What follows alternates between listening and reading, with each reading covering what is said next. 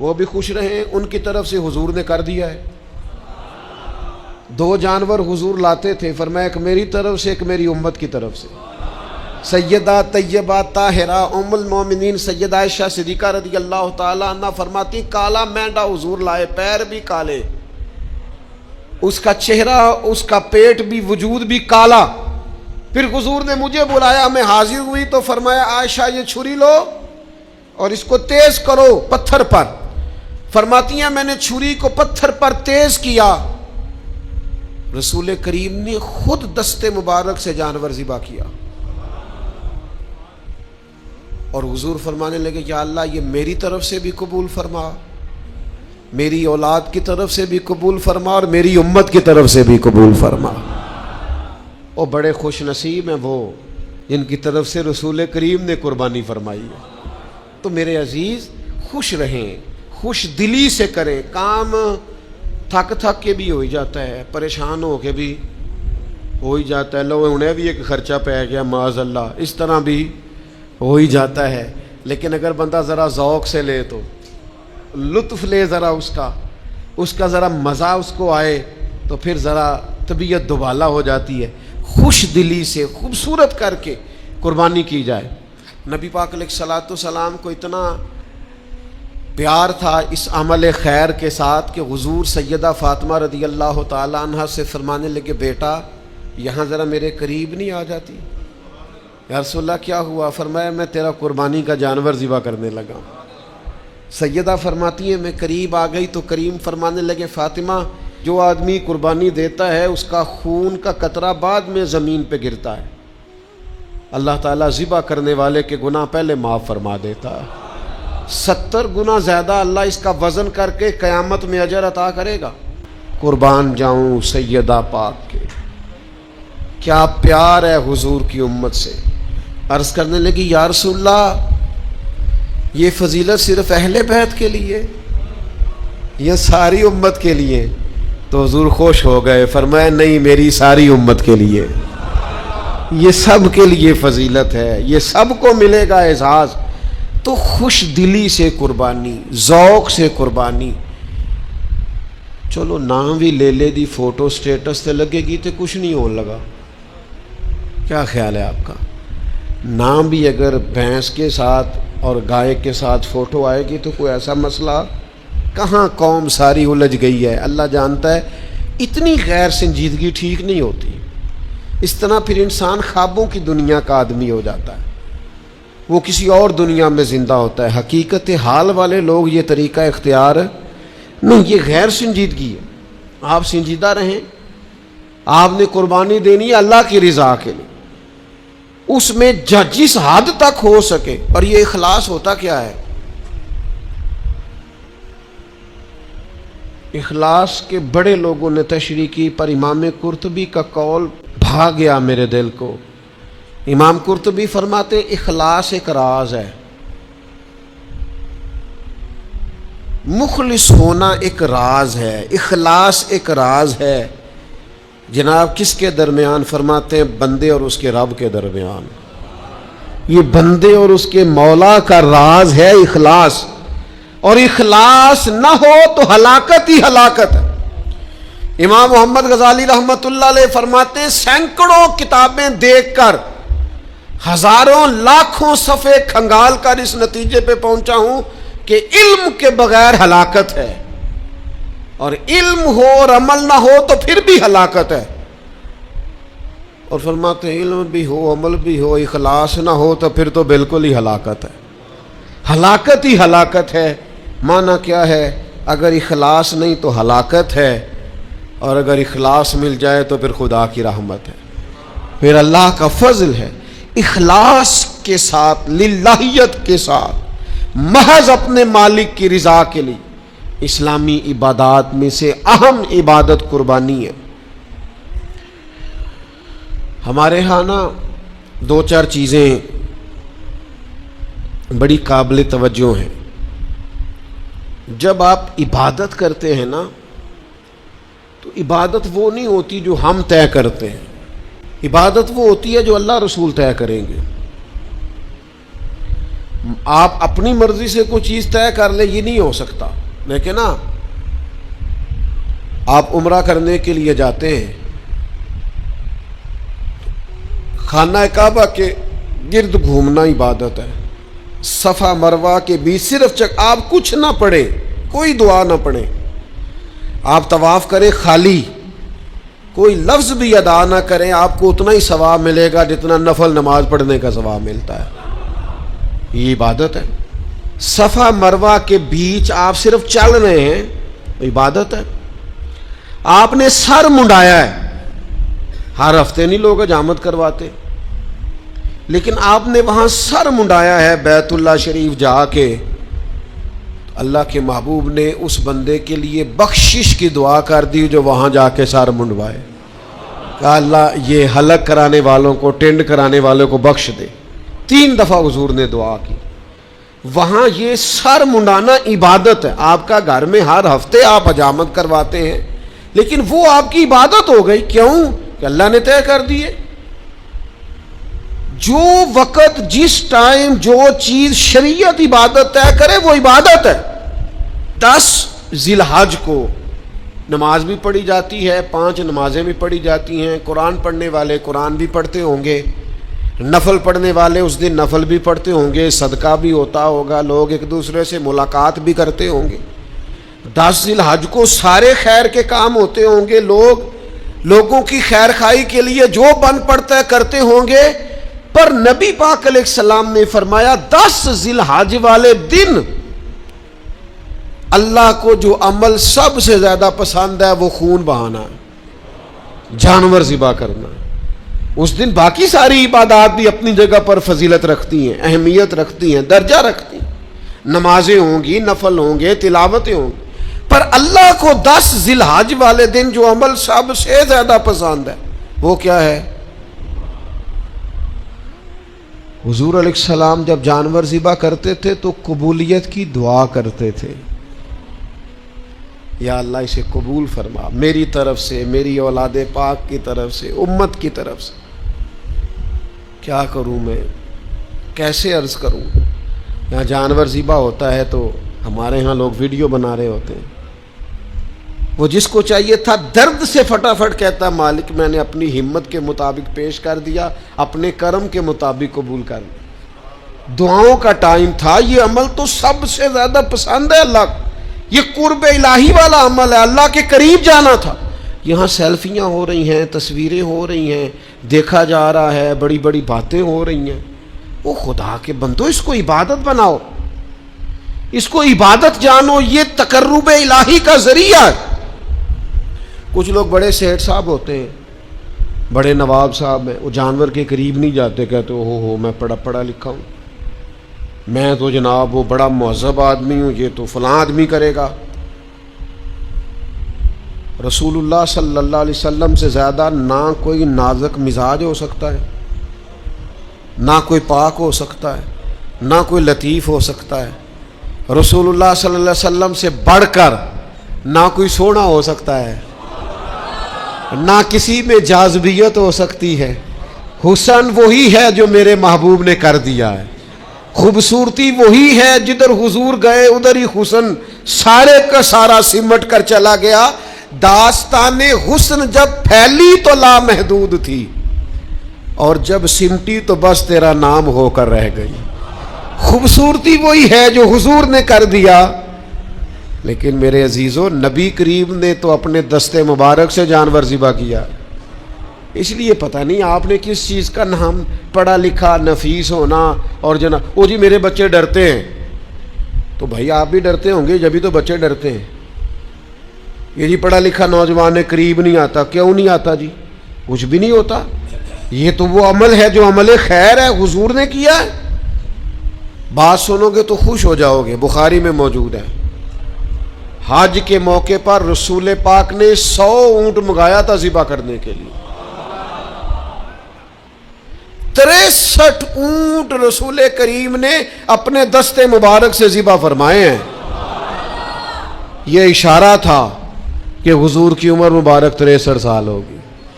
63 اونٹ خود ذبح فرمائے، اور باقی فرمایا علی آپ کے ذمے لگاتا ہوں، باقی آپ کر دیں سارے. اور باقی مولا علی شیر خدا نے فرمائے حضور. اور ایک بات یہاں اور لکھی ہے شارحین حدیث نے، کہتے ہیں وہ جن کو حضور ذبح کر رہے تھے نا، انہیں باندھنا نہیں پڑتا تھا، انہیں کہنا نہیں پڑتا تھا سے ثبوت نہ منگو میتھوں پلا نظر کرم قد ہوئی. اے میں جانا یا دل بر جانے، اے غیر نہ جانے کوئی. کہنا نہیں پڑتا تھا، کہنا نہیں پڑتا تھا. میں نے سنا ہے وہ بن سنور کر میری عیادت کو آ رہے ہیں. ایک کوئی نظرے لوٹ لیا ماہی تیرے ہار شنگاراں، قاتل نین تے ناگن زلفاں تیاں مارن دوروں ہی ماراں. پر کسے نو کول بھی نہیں پھٹکن دیتا تیرے حسن دے پہرے داراں. تے سجنا تو کوئی کلا ہی نہیں ہے تے ہوئے پے قتل ہزاراں. حضور جس سونٹ کی طرف اشارہ کرتے نا ذبح کرنے کے لیے، وہ آ کے قدموں میں لیٹ جاتا، وہ قدموں میں لیٹ جاتا. اور محبوب بسم اللہ اللہ اکبر کہہ کے گردن پہ چھری چلا دیتے. اعظم جان امانت تیری، اعظم جان جان پاویں نہ جان محبوبہ، میں لگیاں توڑ نبھیساں راہ تیرے وچ رول کے مرساں. قدم نہ پیچھا ہٹیساں شہر تیرے دے ٹکڑے منگساں تے تیرے کتیاں دے قدم چومیساں. اعظم جان امانت تیری، تو جدوں منگ سیں میں پیش کرے ساں، میں پیش کرے ساں. عملی نمونہ حضور کے سامنے آ کے لیٹ جاتے، محبوب گردن پہ چھری چلا دیتے. اللہ کے محبوب نے نا سواریوں پر بیٹھ کر طواف کیا بیت اللہ کا. اور سنو یارو بات کیا یاد آ گئی مجھے، سواری پر بیٹھ کر حضور نے بیت اللہ کا طواف کیا ہے. پتہ کیوں؟ اس لیے کہ جب تک حضور کسی جانور پر بیٹھے رہتے تھے نہ بول کرتا تھا نہ پیشاب کرتا تھا. احترام کرتے تھے جانور. جب تک کریم بیٹھے رہتے جانور بولو براز. حضور نے طواف تک کر لیے سواریوں پر بیٹھ کر. رسول کریم علیہ السلام نے فرمایا ابو بکر، جنوں اور فرشتوں کے علاوہ اللہ کی ساری مخلوق جانتی ہے کہ میں اللہ کا رسول بن کے آیا ہوں. یہ سارے جانتے ہیں، سب کو پتہ ہے، اونٹوں کو، جانوروں کو، حشرات کو، سب کو پتہ ہے. قربانی خوش دلی سے، قربانی ذوق سے، قربانی محض اللہ کی رضا کے لیے. ہمارے دیہاتوں میں نا ہم نے یہ دیکھا ہے کہ وہ جو گھر کا جانور ہوتا تھا نا قربانی کے لیے رکھا جاتا تھا. کبھی جانوروں کو کسی جگہ لے کے جاتے پانی پلانے کھیت میں تو ہانکتے تھے نا، تو ہمارے پرانے دیہاتی لوگ جو قربانی کا جانور ہوتا تھا اسے چھڑی بھی نہیں مارتے تھے. کہتے تھے بھی یہ قربانی دا ہے، یہ اللہ دے نال ہے. چارہ ڈالتے نا چارہ، تو اس کو تھوڑا سا، سمجھ آ رہی ہے میری بات کی، اس کو تھوڑا زیادہ ملتا، اس کو ذرا کھل بنولا اور چلو گنڈا آخ لینے، ہاں اس کو تھوڑا سا زیادہ ملتا. کیوں؟ یہ دیکھو نا، یہ لوگ ان پڑھ ہوتے تھے پر ذوق ان کا بڑا پڑھا لکھا تھا. کتابیں تھوڑی پڑھی تھی پر دل محبوب حجازی کی محبت میں پورا تعلیم یافتہ تھا. یہ لوگ انفرادی اس کے ساتھ سلوک کرتے، کہتے جانور قربانی کا ہے، یہ اللہ کے نام پر ذبح کرنا ہے، اس کے ساتھ انسیت زیادہ ہے، اس کی قدر زیادہ ہے، اس کی اہمیت زیادہ ہے. بس اس بات کو سمجھ لیں.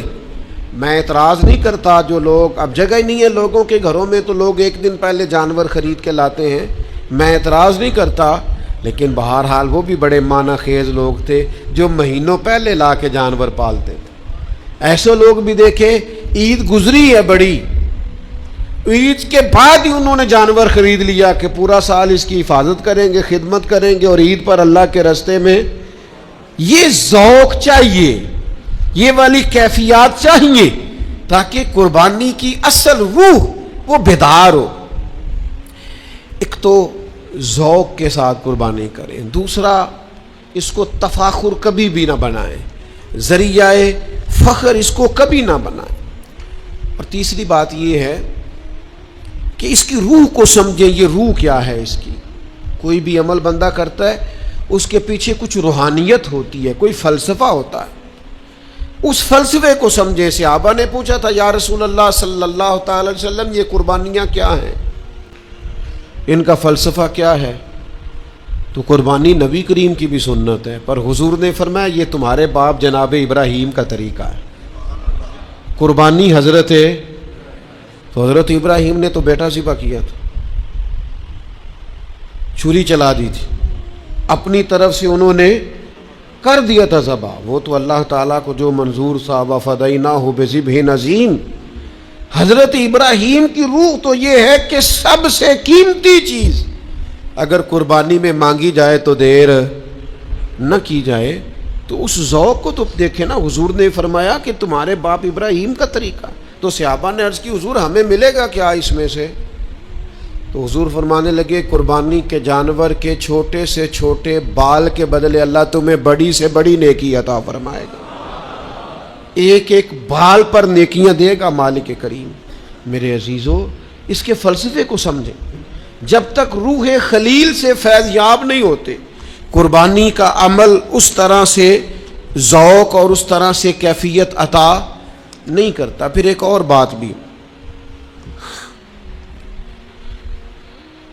اللہ تعالیٰ نے نا امیروں کے مال میں غریبوں کا حصہ رکھا ہے۔ مشکات میں حدیث ہے، حضور فرماتے ہیں تمہیں جو رزق دیا جاتا ہے یہ تمہارے ضعیفوں کی وجہ سے دیا جاتا ہے، تمہارے جو کمزور لوگ ہوتے ہیں نا، ضعیف کمزور، ان کی وجہ سے اللہ تمہیں رزق دیتا ہے۔ تم پر جو بارشیں برستی ہیں یہ تمہارے ضعیفوں کمزوروں کی سبب سے برستی ہیں۔ کہ اللہ تعالیٰ نے بہت سارے امیروں کو جو مال دیا ہے نا، یہ بھی کئی غریبوں کی برکت سے دیا ہے۔ احسان نہیں کرتے امیر غریب کو دے کے، رب نے حصہ رکھا ہے۔ زکوٰۃ ہے تو دینی ہے، عشر ہے تو دینا ہے، فطرانہ ہے تو دینا ہے، اللہ تعالیٰ نے حصہ رکھا ہے۔ اور وہ کہاں گئے جناب شیخ شبلی جیسے لوگ جو غریب کو دیتے تھے اور ساتھ کہتے تھے تیرا شکریہ، تو میرے دروازے تک آیا ہے، اللہ کی رحمت آئی ہے، مجھے موقع ملا ہے اس کی راہ میں کچھ دینے، شکریہ، خود بھیک دے خود ہی کہیں منگتے کا بھلا ہو۔ وہ لوگ کہاں گئے؟ میرے عزیز، اللہ نے حصہ رکھا ہے، اس لیے اس بات کو آپ سمجھ لیں۔ زکوٰۃ دیں تو خوش دلی سے دیں، فطرانہ دیں تو خوش دلی سے۔ اتنا سوکھا نہیں ہوتا شاپر لے کے کسی کے دروازے پہ جانا۔ چلیں آپ اس بندے کو سمجھ لیں کہ وہ عادی مجرم ہے، سمجھ لیں، لیکن اس کو دیکھ کے ہی آپ عبرت پکڑ لیں کہ آپ کو جانا نہیں پڑا، کوئی آیا آپ کے دروازے، پھر ہی چلو آپ یہی غور کر لیں کہ کوئی آیا، اللہ نے آپ کو دینے والا بنایا۔ تو غصہ کرنا، چہرے پہ شکن ڈالنا، یہ تو اسی نماز پڑھ کے آئے ہیں تسی آپ ہی گئے ہو، یہ کوئی طریقہ ہے؟ تسی تو سون ہی نہیں دیندے بھائی، کیا مطلب یہ لہجے ہیں، کیا انداز ہیں۔ ایک بزرگ ہیں، وہ کہنے لگے کہ 7-8 لاکھ روپیہ ادارے میں سیلری جاتی ہے، مدرسین کی تنخواہیں ہیں، باورچیوں کی، اس کی۔ تو کسی نے ان سے کہا کہ آپ ہمیں اچھا لگے گا اگر آپ دیں، تو وہ کہنے لگے یار میری اوقات نہیں ہے کہ میں لوگوں کو تنخواہیں دوں، اس لیے میں نے کسی کے ذمے لگایا، وہ میری حیثیت نہیں، مجھے شرم آتی ہے کہ یار اب میں مطلب بانٹتا پھروں۔ محض یہ کون لوگ ہیں جو ہر وقت اس احساس کا شکار رہتے ہیں کہ بھئی میں مسکین پرانا خادم، کسے در ملی نہ ٹوئی، یہ تے واصف یار نے نظر جو کی تھی، تو پھر واصف وہی مختصر سی میری کہانی ہے، جو بھی ہے آپ کی مہربانی ہے۔ تو بن کے نہ بیٹھ جائیں، اللہ سے ڈریں۔ جب آپ جھڑک کے دے دیتے ہیں تو اس کا ثواب کم پڑتا ہے، اجر میں کمی آتی ہے۔ آپ باطل کرتے ہیں احسان جتلا کر اور تکلیف دے کر اپنے صدقات کو، خوش دلی سے جانور ذبح کرنا۔ ایک بات اور آپ سے کرنی ہے، پھر بات سمیٹتا ہوں۔ عید والے دن نماز عید بھی پورے ذوق سے پڑھیں، بھاگ دوڑ نہ کریں کہ جلدی کہاں ہوتی ہے، فٹافٹ کرو، نماز پڑھو اور کپڑے بھی نہیں بدلنے، اور بھائی انشاءاللہ تعالیٰ قربانی کرنی ہے، انشاءاللہ جلدی ہو جائے گی قربانی، لیکن نماز کا درجہ بہرحال قربانی سے زیادہ ہے، نماز کی اہمیت بہرحال قربانی سے، ذوق سے عید کی نماز پڑھیں، خوب سجدے کریں، امت کے لیے دعائیں کریں، اس کے بعد آپ قربان گاہ میں جائیں، جانور ذبح کریں۔ نبی پاک علیہ الصلوۃ والسلام نے تو وہیں پہ جانور ذبح کر دیے تھے، عیدگاہ کے اندر ہی۔ جلدی نہ کریں، عبادت کا ذوق ضرور پیدا کریں۔ کسائی سے بھی کہیں کہ یار تو بھی نماز پڑھ پہلے، 3 دن ٹائم دیا اللہ تعالیٰ نے، شریعت نے 3 دن ٹائم دیا ہے قربانی کا، کس لیے دیا ہے؟ کہ آپ اطمینان کے ساتھ، سکون کے ساتھ آپ یہ کام کر لیں، کوئی جلد بازی نہ کریں، اور اس ساری عید پر دعا کریں اللہ تعالیٰ فلسطین والوں کے حق میں بھی رحمت والا فیصلہ کرے۔ میں دیکھتا ہوں کہ لوگ روزے رکھتے رہے، عیدیں مناتے رہے، اور وہ بیچارے لاشیں اٹھاتے رہے۔ اب تو ہمیں احساس ہی نہیں رہا، ہم خبروں کے قائل ہیں، 4 دن آئی تھیں بس ٹھیک، یہ صبح قیامت بار ہے پوری امت کے سروں پر، وہ تکلیف میں ہے، اور تکلیف بھی وہ جو اذیت ناک اور کربناک ہے۔ اللہ کے حضور دعا کریں اس عید پر، جمعے پر، ہر نماز پر، کہ اللہ تعالیٰ مسلمانوں کو کسی طریقے سے اتحاد عطا کر دے، کسی جگہ یہ جمع ہو جائیں، کوئی ایک ایسا پلیٹ فارم بنائیں، اور یہ واہن سے نکل آئیں، یہ سوچیں کہ بہرحال بستر پر بھی تو ماری جانا ہے نا، اگر اس کی راہ میں یہ وقت آ جائے گا تو اس سے زیادہ قیمتی کوئی چیز نہیں ہے۔ تو خدا را کچھ اپنے اندر شعوری زندگی بیدار کریں۔ ان مسلمانوں کے لیے تو اب اس طرح کی طبیعت ہو گئی ہے